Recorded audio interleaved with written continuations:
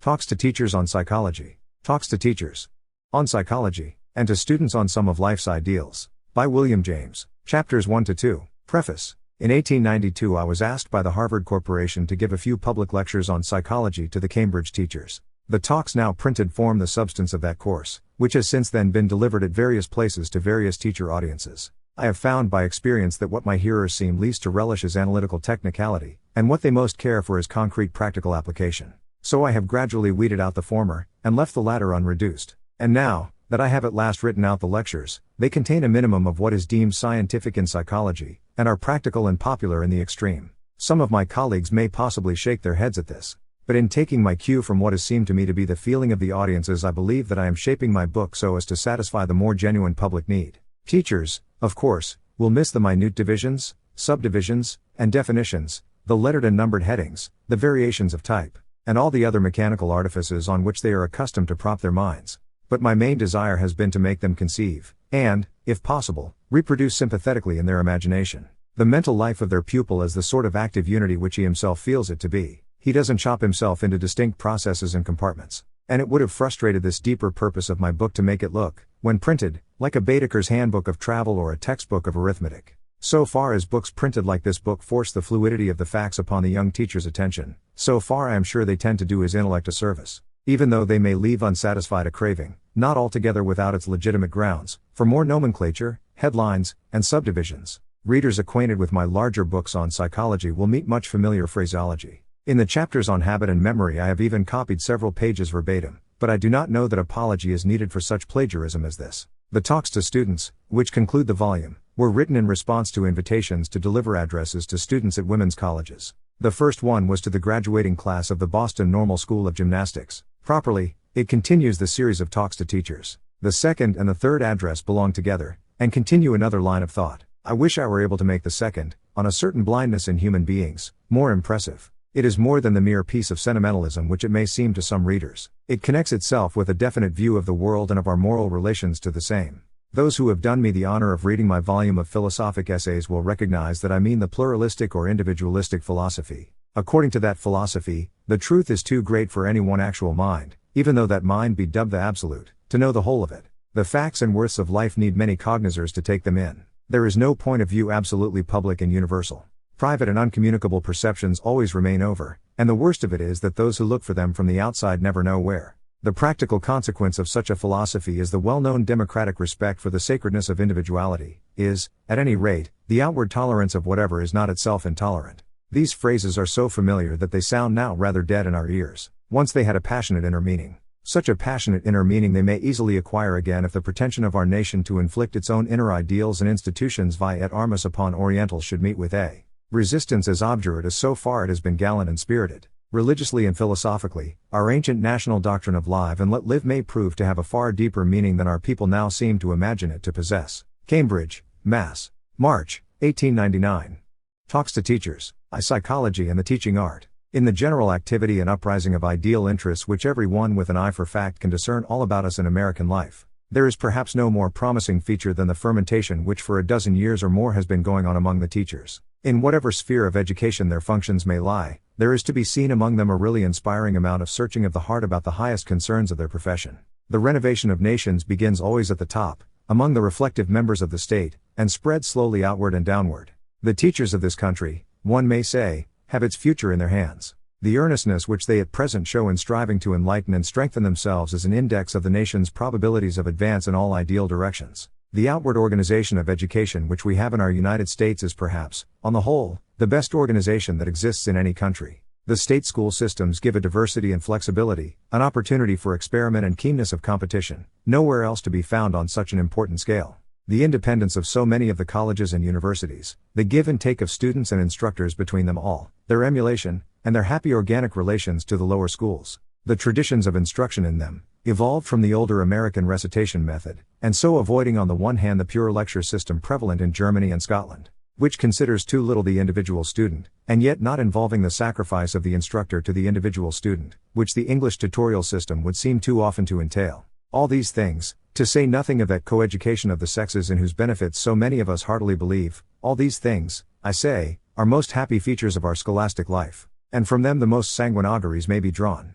Having so favorable an organization, all we need is to impregnate it with geniuses, to get superior men and women working more and more abundantly in it and for it and at it. And in a generation or two America may well lead the education of the world. I must say that I look forward with no little confidence to the day when that shall be an accomplished fact. No one has profited more by the fermentation of which I speak, in pedagogical circles, than we psychologists. The desire of the school teachers for a completer professional training, and their aspiration toward the professional spirit in their work, have led them more and more to turn to us for light on fundamental principles. And in these few hours which we are to spend together you look to me, I am sure, for information concerning the mind's operations, which may enable you to labor more easily and effectively in the several schoolrooms over which you preside. Far be it from me to disclaim for psychology all title to such hopes. Psychology ought certainly to give the teacher radical help. And yet I confess that, acquainted as I am with the height of some of your expectations, I feel a little anxious lest, at the end of these simple talks of mine, not a few of you may experience some disappointment at the net results. In other words, I am not sure that you may not be indulging fancies that are just a shade exaggerated.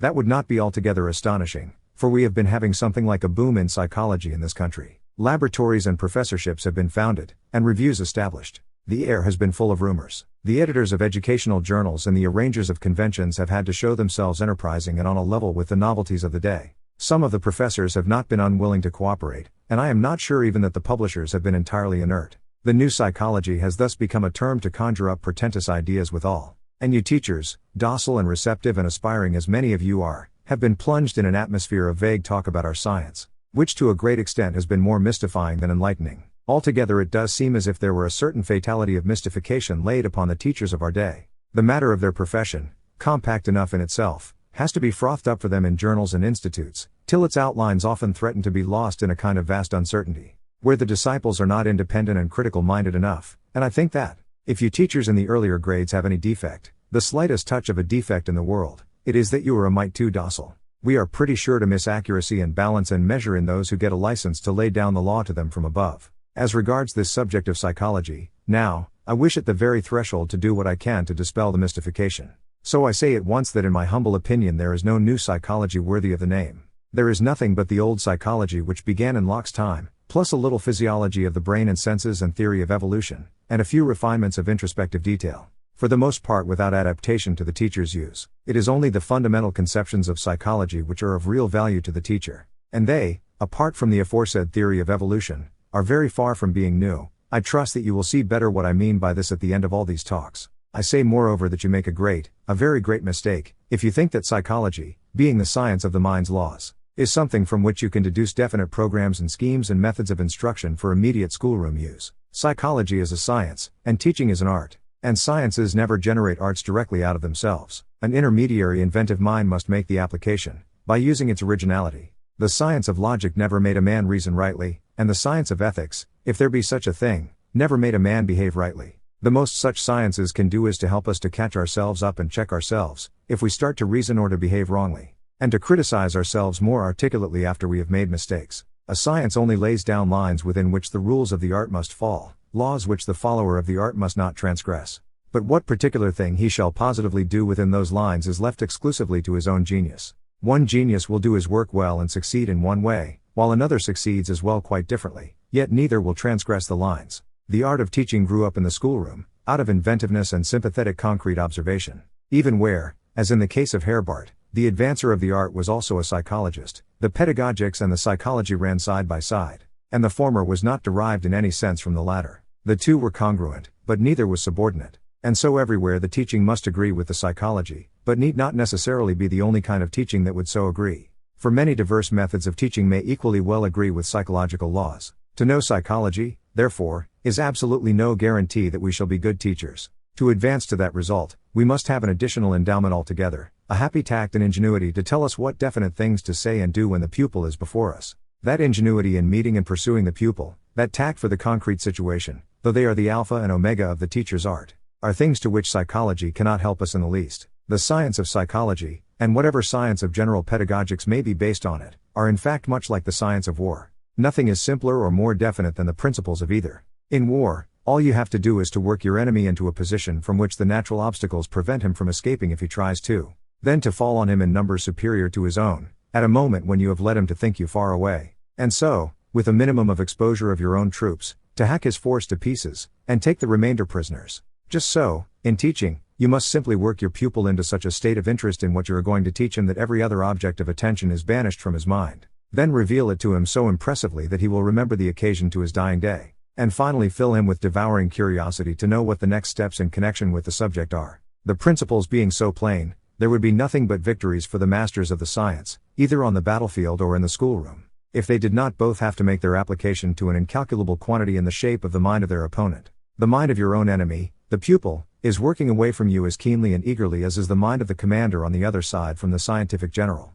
Just what the respective enemies want and think, and what they know and do not know, are as hard things for the teacher as for the general to find out.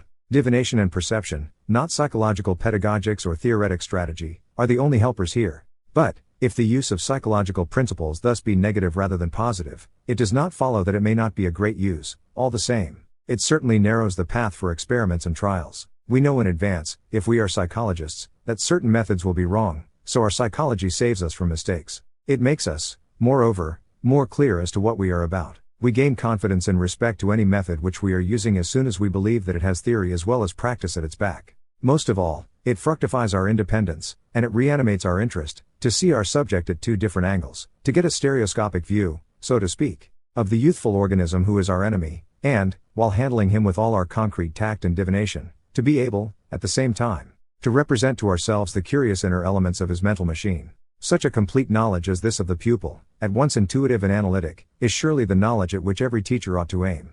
Fortunately for you teachers, the elements of the mental machine can be clearly apprehended, and their workings easily grasped. And, as the most general elements and workings are just those parts of psychology which the teacher finds most directly useful, it follows that the amount of this science which is necessary to all teachers need not be very great. Those who find themselves loving the subject may go as far as they please, and become possibly none the worse teachers for the fact. Even though in some of them one might apprehend a little loss of balance from the tendency observable in all of us to overemphasize certain special parts of a subject when we are studying it, intensely and abstractly. But for the great majority of you a general view is enough, provided it be a true one. And such a general view, one may say, might almost be written on the palm of one's hand. Least of all need you, merely as teachers, deem it part of your duty to become contributors to psychological science or to make psychological observations in a methodical or responsible manner. I fear that some of the enthusiasts for child study have thrown a certain burden on you in this way. By all means let child study go on. It is refreshing all our sense of the child's life. There are teachers who take a spontaneous delight in filling syllabuses, inscribing observations, compiling statistics, and computing the percent. Child study will certainly enrich their lives. And, if its results, as treated statistically, would seem on the whole to have but trifling value, yet the anecdotes and observations of which it in part consists do certainly acquaint us more intimately with our pupils. Our eyes and ears grow quickened to discern in the child before us processes similar to those we have read of as noted in the children, processes of which we might otherwise have remained unobservant. But, for heaven's sake, let the rank and file of teachers be passive readers if they so prefer, and feel free not to contribute to the accumulation. Let not the prosecution of it be preached as an imperative duty or imposed by regulation on those to whom it proves an exterminating bore, or who in any way whatever miss in themselves the appropriate vocation for it. I cannot too strongly agree with my colleague, Professor Munsterberg, when he says that the teacher's attitude toward the child, being concrete and ethical, is positively opposed to the psychological observer's, which is abstract and analytic. Although some of us may conjoin the attitudes successfully, in most of us they must conflict. The worst thing that can happen to a good teacher is to get a bad conscience about her profession because she feels herself hopeless as a psychologist. Our teachers are overworked already. Every one who adds a jot or tittle of unnecessary weight to their burden is a foe of education. A bad conscience increases the weight of every other burden. Yet I know that child study, and other pieces of psychology as well, have been productive of bad conscience in many a really innocent pedagogic breast. I should indeed be glad if this passing word from me might tend to dispel such a bad conscience, if any of you have it. For it is certainly one of those fruits of more or less systematic mystification of which I have already complained. The best teacher may be the poorest contributor of child study material, and the best contributor may be the poorest teacher. No fact is more palpable than this. So much for what seems the most reasonable general attitude of the teacher toward the subject which is to occupy our attention. 2. The stream of consciousness. I said a few minutes ago that the most general elements and workings of the mind are all that the teacher absolutely needs to be acquainted with for his purposes. Now the immediate fact which psychology, the science of mind, has to study is also the most general fact. It is the fact that in each of us, when awake, and often when asleep, some kind of consciousness is always going on. There is a stream, a succession of states, or waves, or fields, or of whatever you please to call them, of knowledge, of feeling, of desire, of deliberation, etc. that constantly pass and repass, and that constitute our inner life. The existence of this stream is the primal fact, the nature and origin of it form the essential problem of our science. So far as we class the states or fields of consciousness, write down their several natures, analyze their contents into elements, or trace their habits of succession, we are on the descriptive or analytic level. So far as we ask where they come from or why they are just what they are, we are on the explanatory level. In these talks with you, I shall entirely neglect the questions that come up on the explanatory level. It must be frankly confessed that in no fundamental sense do we know where our successive fields of consciousness come from, or why they have the precise inner constitution which they do have. They certainly follow or accompany our brain states, and of course their special forms are determined by our past experiences and education. But, if we ask just how the brain conditions them, we have not the remotest inkling of an answer to give. And, if we ask just how the education molds the brain, we can speak but in the most abstract, general, and conjectural terms. On the other hand, if we should say that they are due to a spiritual being called our soul, which reacts on our brain states by these peculiar forms of spiritual energy, our words would be familiar enough, it is true, but I think you will agree that they would offer little genuine explanatory meaning. The truth is that we really do not know the answers to the problems on the explanatory level, even though in some directions of inquiry there may be promising speculations to be found. For our present purposes I shall therefore dismiss them entirely, and turn to mere description. This state of things was what I had in mind when, a moment ago, I said there was no new psychology worthy of the name. We have those fields of consciousness, that is the first general fact. And the second general fact is that the concrete fields are always complex. They contain sensations of our bodies and of the objects around us, memories of past experiences and thoughts of distant things, feelings of satisfaction and dissatisfaction, desires and aversions, and other emotional conditions, together with determinations of the will, in every variety of permutation and combination. In most of our concrete states of consciousness all these different classes of ingredients are found simultaneously present to some degree, though the relative proportion they bear to one another is very shifting. One state will seem to be composed of hardly anything but sensations, another of hardly anything but memories, etc. But around the sensation, if one consider carefully, there will always be some fringe of thought or will, and around the memory some margin or penumbra of emotion or sensation. In most of our fields of consciousness there is a core of sensation that is very pronounced. You, for example, now, although you are also thinking and feeling, are getting through your eyes sensations of my face and figure, and through your ears sensations of my voice. The sensations are the center or focus, the thoughts and feelings the margin, of your actually present conscious field. On the other hand, some object of thought, some distant image, may have become the focus of your mental attention even while I am speaking. Your mind, in short, may have wandered from the lecture. And, in that case, the sensations of my face and voice, although not absolutely vanishing from your conscious field, may have taken up there a very faint and marginal place.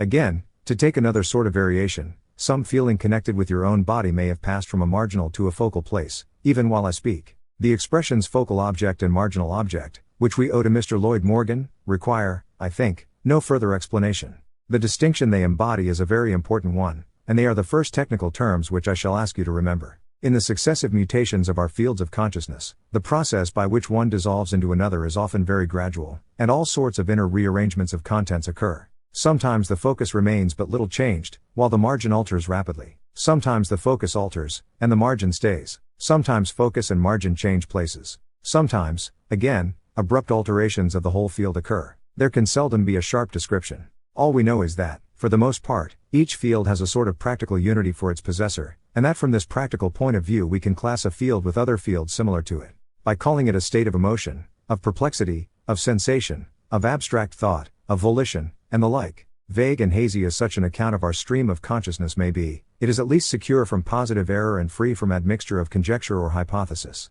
An influential school of psychology, seeking to avoid haziness of outline, has tried to make things appear more exact and scientific by making the analysis more sharp. The various fields of consciousness, according to this school, result from a definite number of perfectly definite elementary mental states, mechanically associated into a mosaic or chemically combined. According to some thinkers, Spencer, for example, or Taine, these resolve themselves at last into little elementary psychic particles or atoms of mind stuff, out of which all the more immediately known mental states are said to be built up. Locke introduced this theory in a somewhat vague form. Simple ideas of sensation and reflection, as he called them, were for him the bricks of which our mental architecture is built up. If I ever have to refer to this theory again, I shall refer to it as the theory of ideas.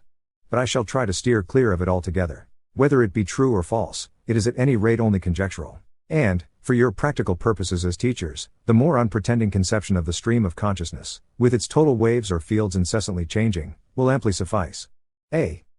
In the light of some of the expectations that are abroad concerning the new psychology, it is instructive to read the unusually candid confession of its founder Wundt. After his 30 years of laboratory experience, the service which it, the experimental method, can yield consists essentially in perfecting our inner observation, or rather, as I believe, in making this really possible, in any exact sense. Well, has our experimental self-observation, so understood, already accomplished aught of importance? No general answer to this question can be given, because in the unfinished state of our science, there is, even inside of the experimental lines of inquiry, no universally accepted body of psychologic doctrine. In such a discord of opinions, comprehensible enough at a time of uncertain and groping development, the individual inquirer can only tell for what views and insights he himself has to thank the newer methods. And if I were asked in what for me the worth of experimental observation in psychology has consisted, and still consists, I should say that it has given me an entirely new idea of the nature and connection of our inner processes. I learned in the achievements of the sense of sight to apprehend the fact of creative mental synthesis.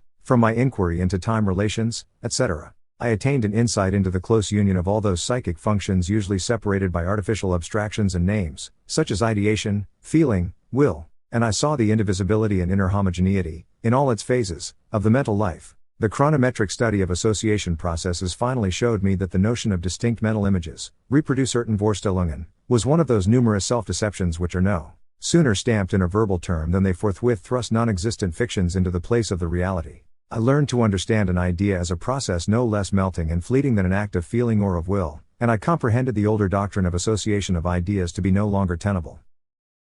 Besides all this, experimental observation yielded much other information about the span of consciousness, the rapidity of certain processes, the exact numerical value of certain psychophysical data, and the like, but I hold all these more special results to be relatively insignificant byproducts, and by no means the important thing. Philosophische Studien, X, 121-124. The whole passage should be read. As I interpret it, it amounts to a complete espousal of the vaguer conception of the stream of thought, and a complete renunciation of the whole business, still so industriously carried on in textbooks, of chopping up the mind into distinct units of composition or function, numbering these off, and labeling them by technical names.